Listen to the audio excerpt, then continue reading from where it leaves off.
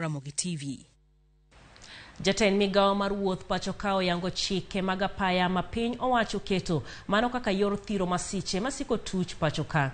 Chenro ma kamano geto ahinya joriemb nyamburko mating'o jowuoth ma bende oyangore ni tiyo tok chik kendo keto ngima oganda kamarach. Brian Nyilima nigi ler.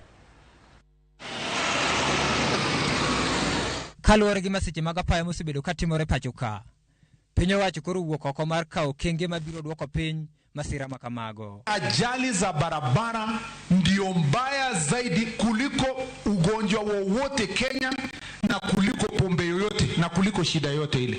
We are going to put those stringent measures and make sure that we test and evaluate all drivers. Chike manyien go ting'o nono kuonde tiegruok mag joriemb nyamburko mar neno ni gichiwo lony makare ne joriembo. Nono chal mar ngima joriembo, tiyo gi teknolojia manyasani e menyo chenro mag apaya kendo fwenyo joriembo ma ok lure gi chike mataya piny pacho ka. E higani, masiche mag apaya osemedore. Ka masira manotimore Nyamira ne onego ji 4, masira ma Naivasha ne onego ji 17, masira ma Migori noweyo ka ji 3 owito ngimagi kendo hinyo ji 18, masira ma Kisumu noweyo ji 4 kohinyore, ka masira manotimore Kerugoya to ne oweyo ka ng'at achiel ohinyore.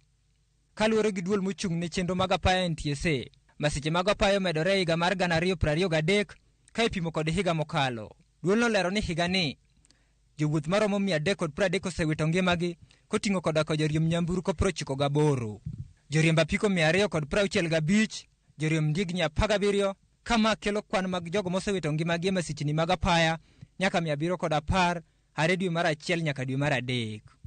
Penjo mantie en ni chike ma ijiwogi bende biro konyo duoko piny masiche mag apaya. Kaluwore ni moko kuom chikego osebetie kuom thuolo malach to masiche to pod medore ameda. Brian Nyilima, Ramogi TV, Nairobi. Erokamano ahinya Brian.